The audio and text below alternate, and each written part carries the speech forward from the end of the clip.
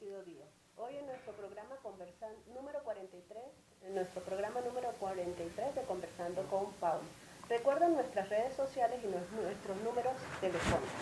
Bueno, Joyda, hoy tenemos una invitada especial. Así es, muy buenos días. Buenos días. Hoy nos acompaña nada más y nada menos que la doctora Marilenly Isla. Ella es farmacéutico, graduada en nuestra Universidad de los Andes, doctora en química de medicamentos y además, por supuesto, profesora asociada a dedicación exclusiva en la Facultad de Farmacia y Bioanálisis, actualmente incluso a cargo de la jefatura del Departamento de Farmacia Galénica. Bienvenida, profesora, la verdad es un placer tenerla aquí porque quisiéramos conversar de un tema que cada vez es más importante y lo piden nuestros televidentes. Hablemos un poco acerca de ese uso no adecuado de los medicamentos que cada vez se da más, no solo porque la gente se automedica, sino que parece muy fácil y sencillo tener acceso a ciertos medicamentos, ya no solo en farmacia, sino en cualquier lugar. Así es. Bueno, muy buenos días, muchísimas gracias por la invitación. Buenos días, Mérida. Mi mejor título es ser profesora de la Universidad de los Andes. Lo llevo con mucho orgullo, siempre. Qué bueno. Y bueno, de verdad que esta oportunidad es de oro para poder hablar de recomendarle a la población lo que son usar adecuadamente los medicamentos, o lo que llamamos nosotros en farmacia el uso racional de los medicamentos. Hemos visto que, como dice la doctora Joyda, se hace tan fácil ahora adquirir medicamentos que todo mundo compra como por tener guardado en su casa, por si acaso no me falta. Y esto resulta de preocupación, porque caemos en algo que estamos viendo, que es la automedicación. El uso racional del medicamento conlleva un proceso que va desde lo que es la elaboración del medicamento como tal, pasando por la correcta prescripción que la hacen ustedes los médicos tras un exhaustivo análisis diagnóstico, y luego pasa por la dispensación que debe hacerse por un profesional farmacéutico en una oficina de farmacia, y que el paciente finalmente en su casa observe cuidadosamente las indicaciones que le da tanto el médico como el profesional farmacéutico. Y finalmente, pues, el almacenamiento de esos medicamentos, que es fundamental también a la hora de poder tener un efecto óptimo, y que finalmente todo el trabajo del equipo de salud junto con el medicamento, que es un bien esencial, no es una mercancía, es un bien esencial. Muy bien. Cumpla el efecto deseado, como es restaurar la salud del paciente.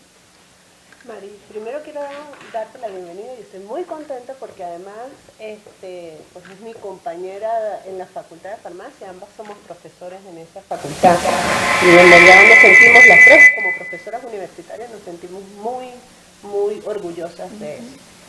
Ahora, tú explicaste todos los vasos, pero yo creo que como esto es para la colectividad, hay que definirles como, darles como un concepto adecuado a nuestra población, ¿qué es el uso adecuado o racional del medicamento? Perfecto.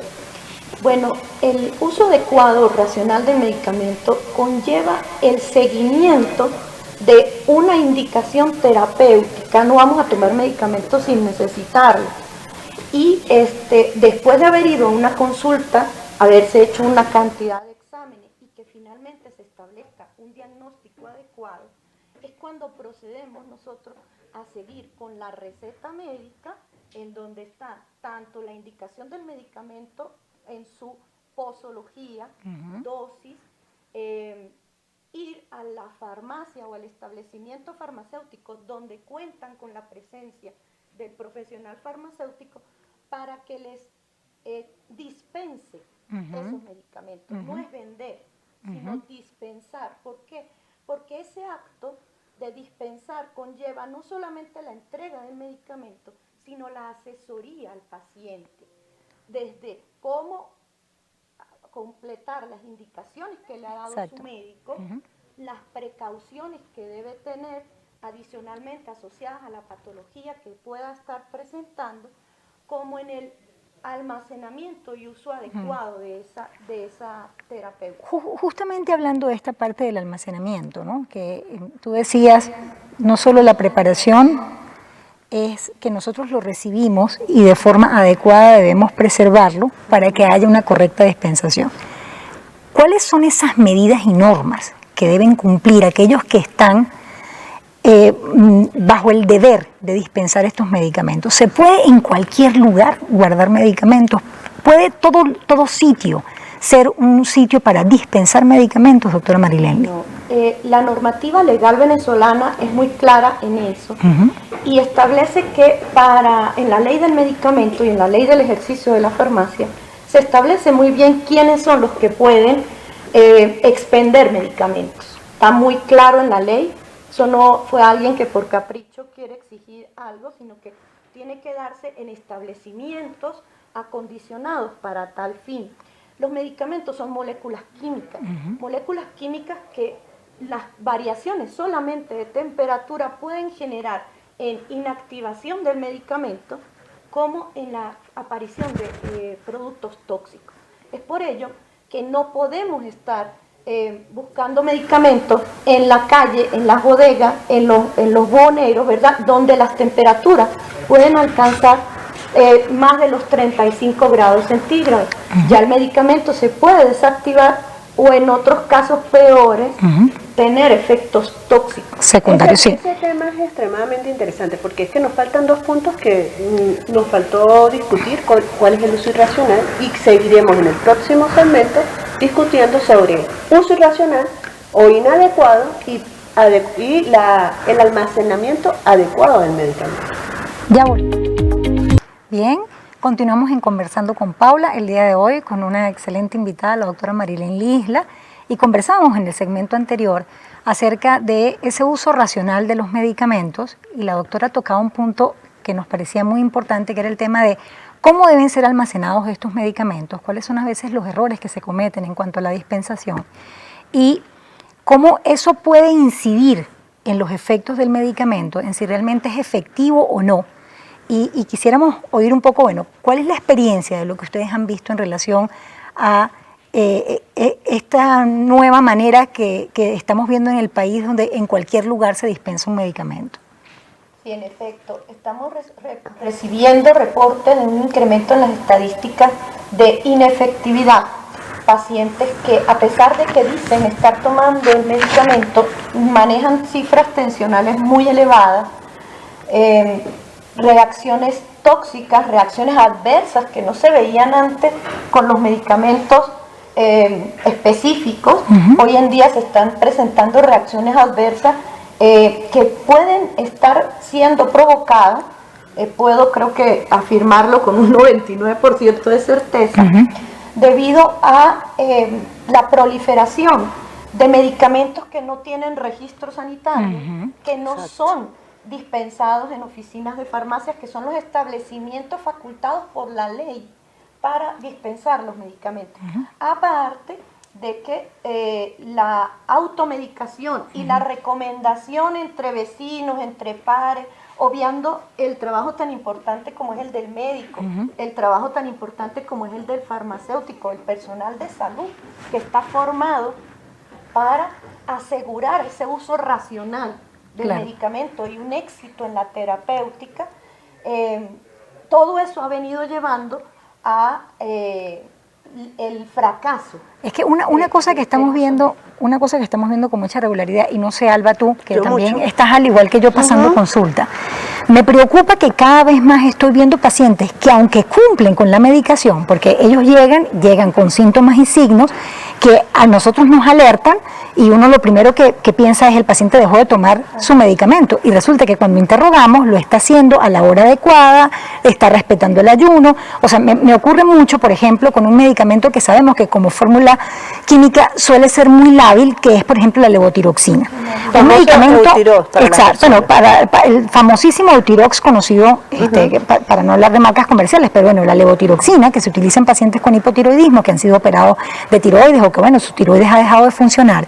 Vemos con muchísima frecuencia cómo estos pacientes llegan descompensados a la consulta porque lamentablemente han ido a comprar el medicamento en un lugar no adecuado. Este medicamento solo con altas temperaturas ya de por sí se inactiva, no funciona. Entonces, nos está pasando que el paciente se toma su tableta, está cumpliendo con regularidad su tratamiento y cuando vamos a ver desde el punto de vista clínico y desde el punto de vista de los laboratorios, está como si tuviera meses sin tomar el tratamiento. Entonces, esto es algo bastante delicado porque obviamente eso incide en la calidad de vida del paciente, pone en riesgo su salud. Las personas van y compran estos medicamentos en esos lugares creyendo que realmente le están vendiendo una fórmula química seria y oye, parece que lo que le están dispensando es talco. Entonces, eso es muy importante que lo toquemos porque, a ver, de nada vale ir a un lugar porque es más económico si al final esto va a deteriorar nuestra salud. Voy con otra cosa importante para que cuando respondas ambas, de una vez enlaces todo. No es solamente el mal almacenamiento, sino que también ahorita en la pandemia, el COVID, todos hacían como una receta y se pasaban esa receta entre paciente a paciente y no iban al médico. Entonces eso es un uso irracional del medicamento porque no es la misma sintomatología de Joyda que la de Albazala. Y además con los antibióticos crea resistencia. En efecto, en efecto. Para hablar un poco sobre la levotiroxina. La levotiroxina incluso hay marcas comerciales que recomiendan almacenarla en temperaturas por debajo de los 10 grados centígrados. Normalmente se establece que los medicamentos deben ser almacenados entre 25 grados como temperatura máxima y 15 grados centígrados como temperatura mínima, salvo aquellos que lo indiquen en el envase, que deben almacenarse bajo refrigeración. Es por ello que los establecimientos que dispensan medicamentos deben contar con temperaturas controladas entre ese rango 25-15 grados centígrados, humedad relativa adecuada, se habla de un 75% de humedad relativa, y contar con neveras para productos biológicos y productos que deben ser refrigerados. Ejemplo, la insulina. Insulinas, que son los productos biológicos, y por lo menos en el caso de algunas levotiroxinas, que dependiendo del laboratorio deben ser almacenadas a temperaturas inferiores a 10 grados centígrados. Es por ello que es preocupante que la gente esté adquiriendo los medicamentos en mesitas que están bajo el sol inclemente, que incluso la radiación solar induce a la alteración de las moléculas. Y la levotiroxina es una. Solamente la luz puede inducir oxidación y una oxidación en una vitamina, por ejemplo, resulta completamente tóxica. Tóxica, exacto. Con respecto a lo de la automedicación, estamos viendo que ya nos estamos quedando sin antibióticos para tratar infecciones tan sencillas como es una infección en garganta. Claro, por el tema de la resistencia. La infección urinaria. Como es la resistencia que está ocasionada por el uso inadecuado de los antibióticos. Hay gente que no termina el tratamiento con el antibiótico, sino que en lo que se siente bien, lo abandona. Suspende el medicamento. Y el tema económico, que mucha gente lo maneja, es que no, ya me siento bien, no termino de comprar el medicamento porque no tengo plata o porque lo compré en otro sitio. Resulta que al final sale más caro. De acuerdo. Porque o el paciente no mejora, su calidad de vida disminuye, no puede salir a trabajar o termina en el hospital con una patología mucho más. Un infarto, por ejemplo, de hipertensión arterial. Así es, esto es muy importante. En el próximo segmento vamos a continuar justamente hablando de este punto que es tan importante y que debemos tomar conciencia de ellos. No se muevan, a través de nuestras redes sociales pueden hacer sus preguntas.